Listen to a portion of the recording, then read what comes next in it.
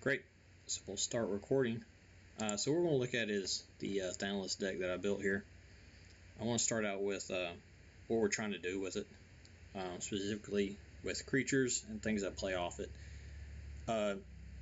It'll be pretty obvious once you start playing with the deck and you look at the cards in it that it's based off of Tron and up on Thantis, the Warweaver. You want to get him pretty high power and toughness. You want to do things with him. He's going to be your engine for gaining life, be your engine for doing damage. He'll be buffing your creatures, he'll be getting your opponent to attack, things like that. So first off, let's look at creatures that work well with Thantis that I put in here. The first one, and my favorite one, is going to be Brash Taunter. So you're working with this guy and he's got indestructible, and when he does dealt damage, it deals that much damage to an opponent, and for 3 you can have him fight another creature. The great thing about working with Thantis here, let's go back up here, is that Thantis will force your opponents to attack each combat if able. The same for you. Obviously, whenever those creatures attack, you get a 1/1 counter for each creature. So Thantis will be really big in a pinch, but if they have a really big creature, then if you have Brash Taunter, you can use Brash Taunter to go ahead and fight that creature on the tap ability. So you can use them for 2 things. You can use them whenever you're trying to block because you know that your opponent will be attacking because Thantis is on the field, and then you can do that damage back to them. Also, on their end step, what I would usually do is, because you have them left up as a blocker during their turn, you'll go ahead and just pay the 3 and tap him and have him fight Thantis so that you can do the damage from Thantis' counters onto your opponent. A lot of times Brash Taunter will be your win con. He's hard to remove because he has indestructible. There are options to put hexproof on him for this build. I haven't done any of that yet, but so far it's worked out pretty well, and he is definitely the win con. The next one we're going to be looking at is Ikra. So with this one, maybe a little bit hard to read, but she's a 5-drop 3/7 with menace. And when a creature you control deals combat damage to a player, you gain life equal to that creature's toughness. So again, this will work well off the spiders because you can see that a lot of the spiders will have higher toughness. There's a 2/3 there. You've got we'll bring it up, a 2/4. Obviously Thantis will get big because he's gaining counters. So she's in there so that you can have a little bit more flexibility. The next one's going to be Naiath. So she's going to be great just because you've got that attacking and blocking that you're going to be doing quite a bit. If your opponent leaves something up, then you can force them to block. So what you have here is when one or more creatures you control fight or become blocked, you'll draw a card. At the beginning of combat on your turn, you may pay 3. If you do, double target creature's power until end of turn. That creature must be blocked this combat if able. So the great thing about this is you've already got Thantis, right, at a pretty big power and toughness. Let's say he's an 8/8. You can go ahead and double that. You can pay it again if you have 6 mana so that you can make him a 16. So really what you're looking at is you're going to be forcing them to block that creature. So you're going to be drawing a card off of that. You can do that and force them to block Brash Taunter, right? There's enough creatures. Obviously, I would keep Brash Taunter up as a blocker, but there's that option. And then you'll have such a big double on this, and you can bounce over to other things that will work to sacrifice Thantis if you need to, if you're getting blocked by a Death Touch or gaining life off of him, which is something that we'll get to a little bit later. Let's move on here and look at some of these spells that'll work well with Thantis, and especially if you have used Naya's abilities to double up on him. Alright, having a hard time with it. Yeah, so again, if we can get him doubled up, then we can use things like Hunter's Insight. So let's go over here. I'll look real quick at Hunter's Insight. So choose target creature you control. When that creature deals combat damage to a player Planeswalker at this turn, you draw that many cards. Obviously, you could have him very big and draw, 8, maybe 24, 32 cards, who knows. So a lot of times I use this mid-game, not so much on Thantis, but it is built around the idea that you would use him on Thantis. The next thing would be Predator's Rapport.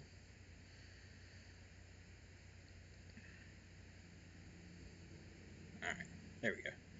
Choose target creature you control. You gain life equal to that creature's power plus its toughness. And remember, these are both at instant speed. So with Thantis being really big and you've doubled up with Naya's ability, let's say he's a 16/16, then you can go ahead and gain 32 life off of that. It's pretty crazy for what you want to do here. But again, this is the Tron build aspect of it. The next thing we'll look at is Return of the Wild Speaker. Pretty common staple right now.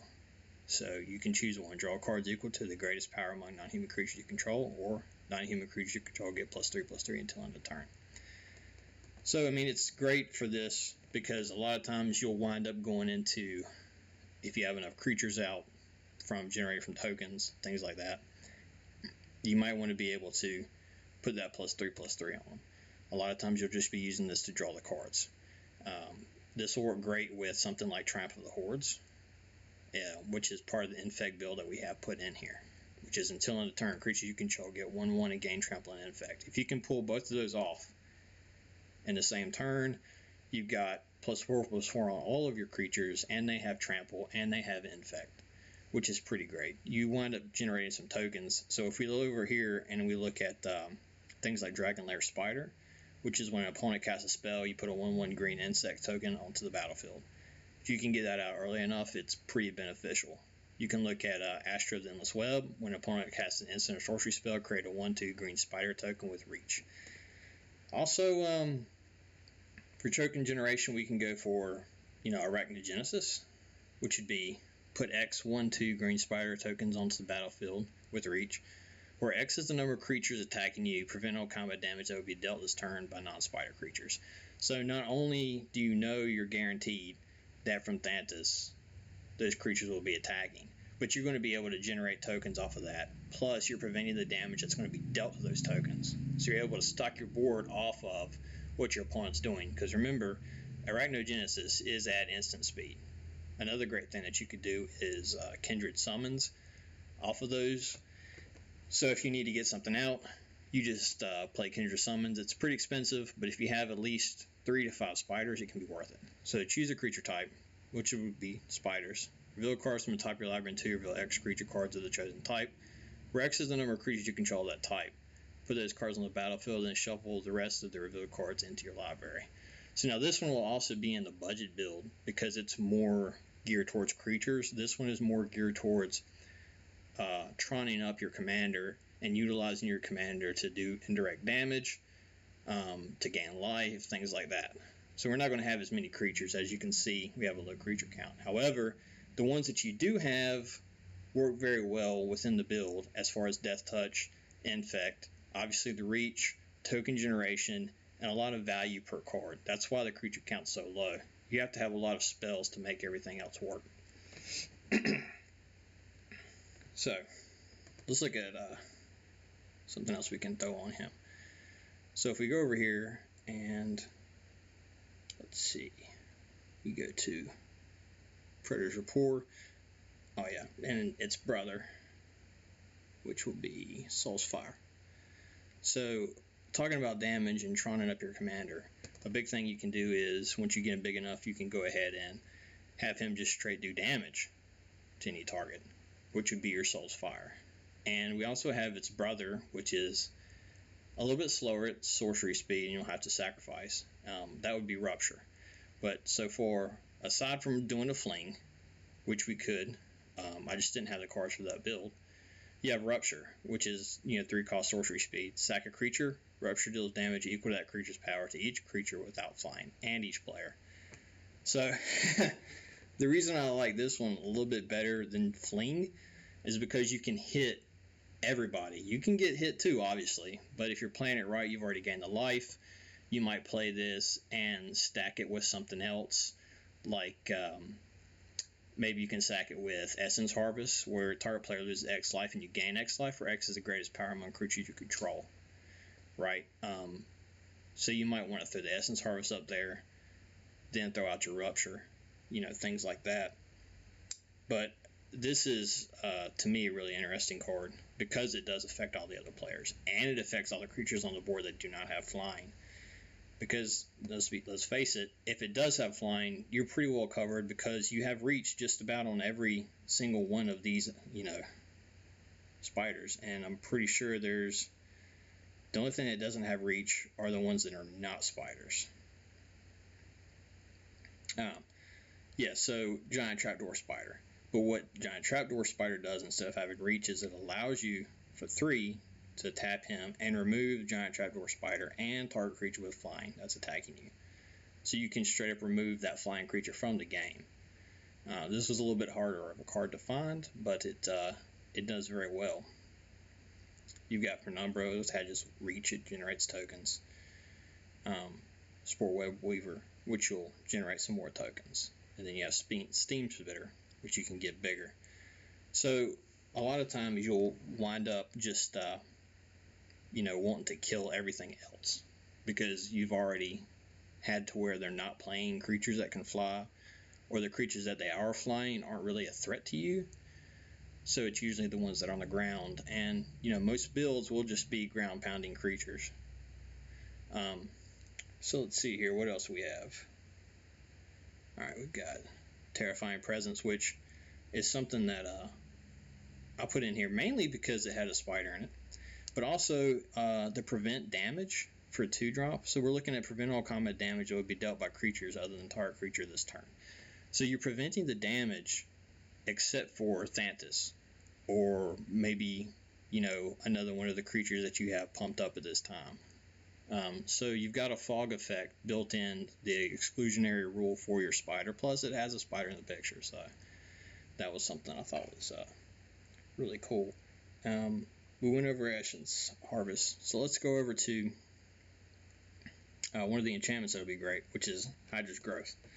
So you enchant creature, and when Hydra's Growth enters the battlefield, put a 1/1 counter on enchanted creature. At the beginning of your upkeep, double the number of 1/1 counters on enchanted creature. So, I mean, this is good in a pinch on anything, really. Obviously, if you put it on Thantis, Thantis will get really big, really, really fast. But you can put it on some of the smaller creatures that you need to be as big as Thantis. But if you're looking at running this with any of the other combo enablers, as far as, sacking that creature, right, or gaining life off that creature, then Hydra's Growth will get you there very fast. Another thing that we have is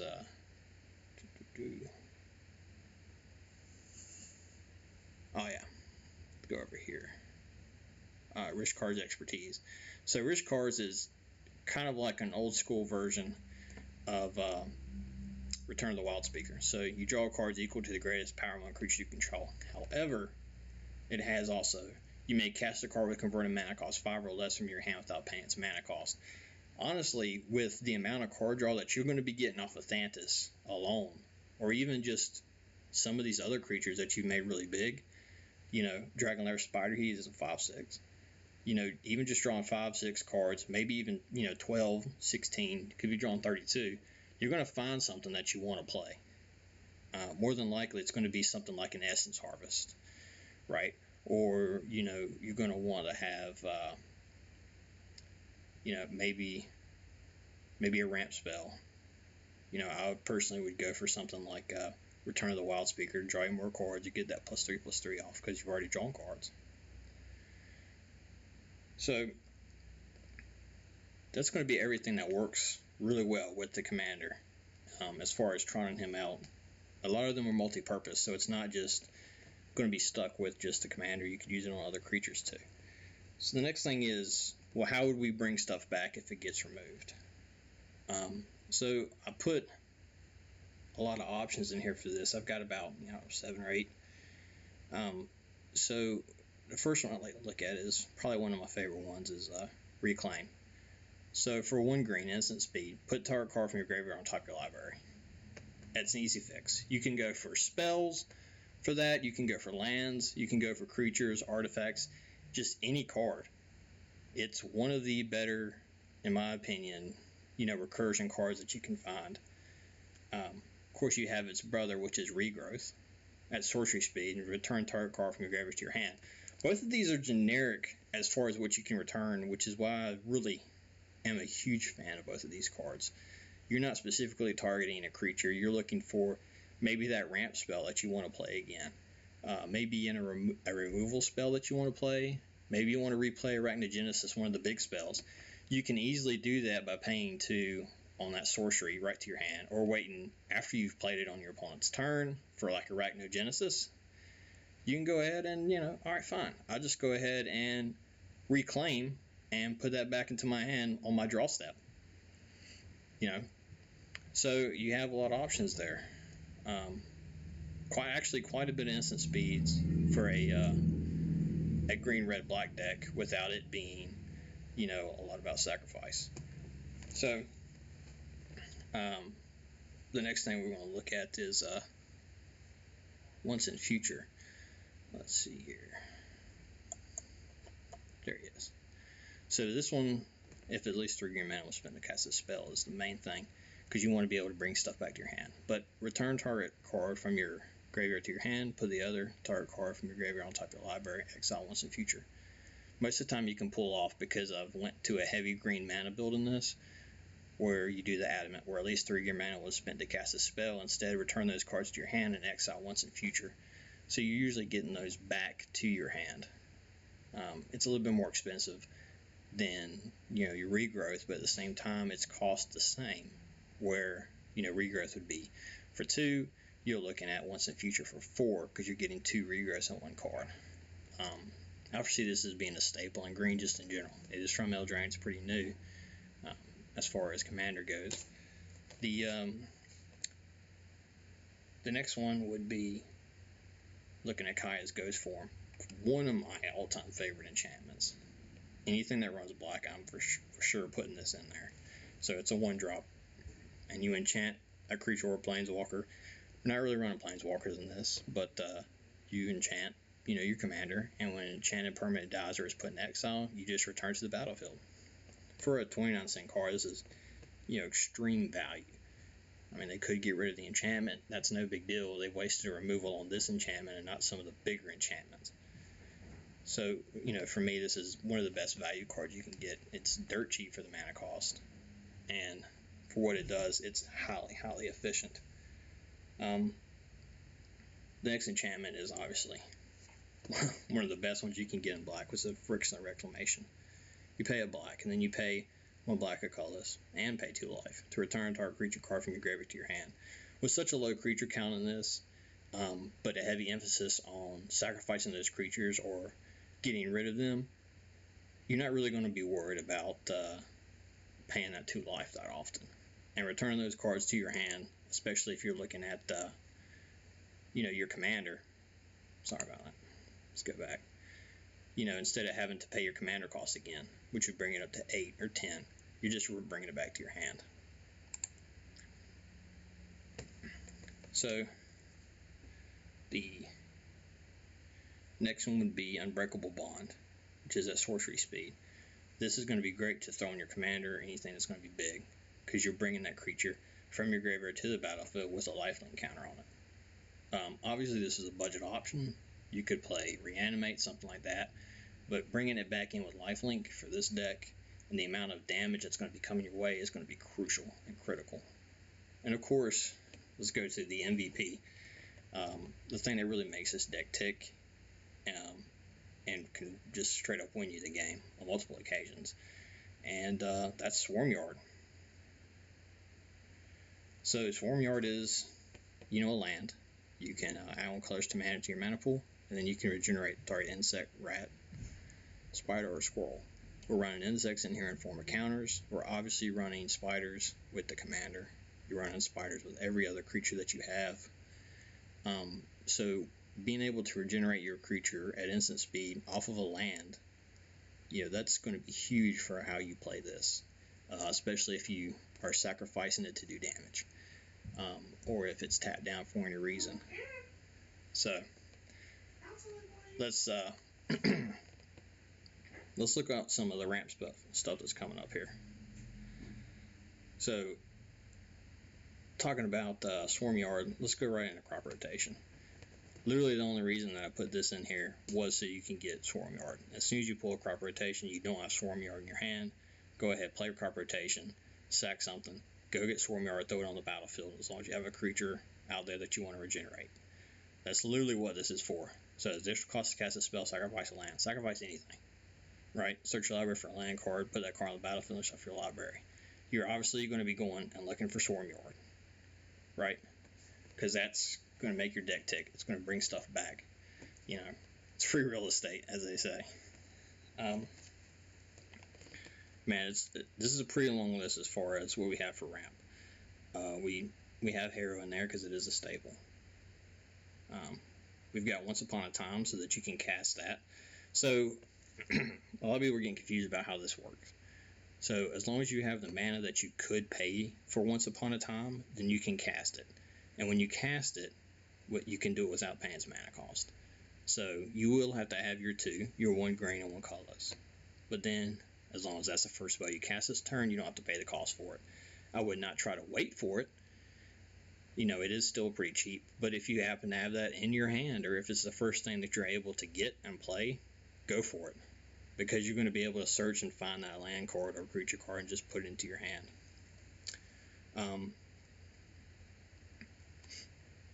So as far as artifacts go, I went on pretty light with this. This is somewhat of a budget build. We could go for more talismans. We could go for, you know, something a little bit more expensive, but we simply went for a Sol Ring because every commander deck has one, and a Talisman of Resilience. Those would be your 2 ramps. There are other talismans in different colors that you could add to this, which I would suggest trying to do.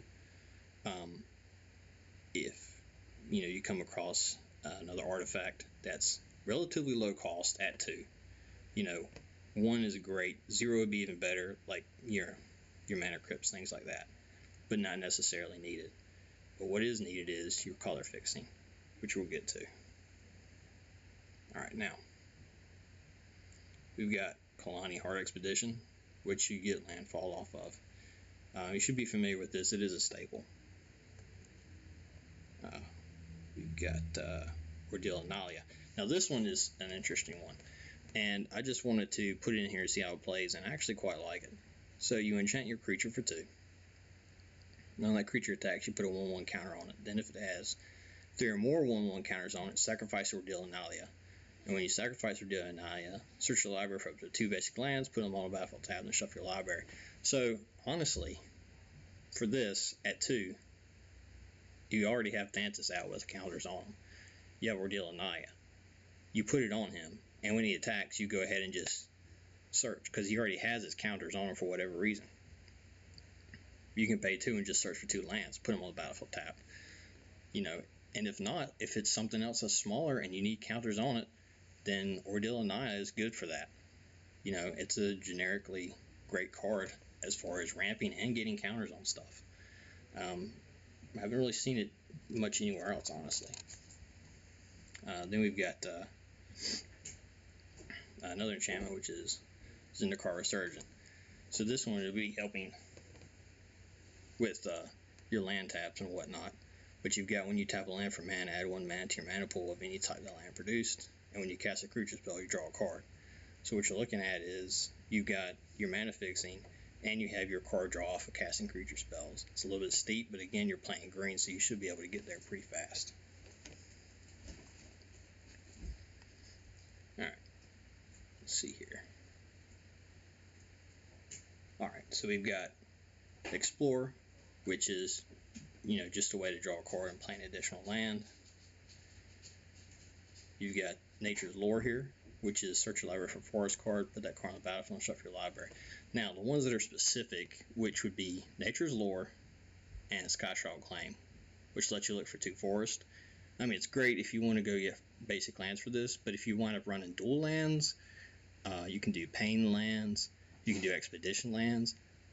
Any land that has, to where you can tap for, one or 2 colors instead of just a basic that has forest in the title, you can go and get. That's what's great about these. So if you have 2 forest cards, you have a forest swamp or a forest mountain card, you can go get it off of Skyshroud Claim for both of them, because they don't have to be basics, they just have to have forest in the title. The same thing will be for 3 visits. With this one, not only are you just looking for a forest card, not a basic, but a forest card, it'll come in the battlefield untapped, which is great. You can use it right away. So if you need that color fixing, you have 3 visits, go for it. It's, it's well worth it. Then we've got Search for Tomorrow. This is just a good budget option. It lets you suspend 2 for green. So you pay 1 green, it comes in, and each of your upkeeps you remove a suspend counter from it. When the counters are gone from it, then you have the effect where you look for a basic land card, put on the battlefield, again untapped. So you've got that speed aspect to it.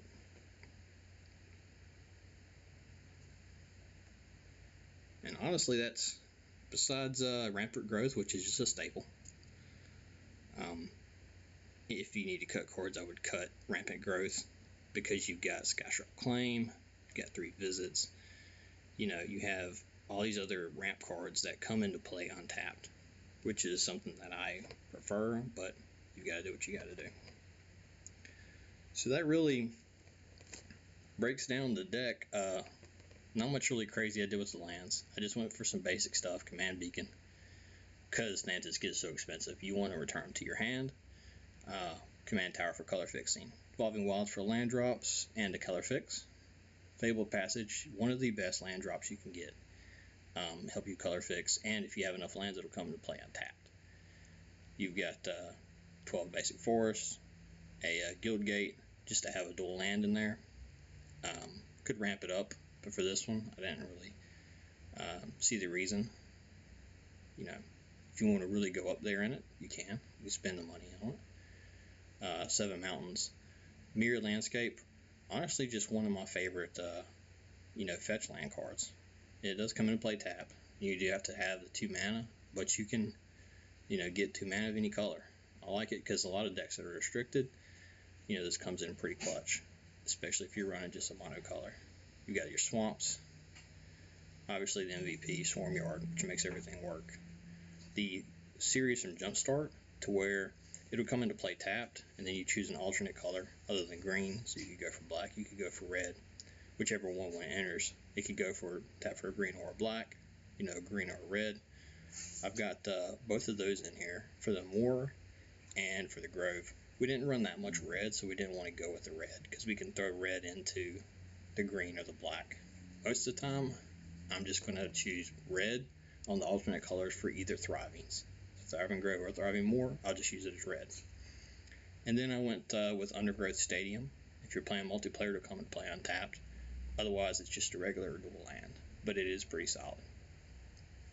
So that will do pretty much do it for the review of this deck. If you like it, let me know, and I'll throw up a first 5 turns video for it whenever I can.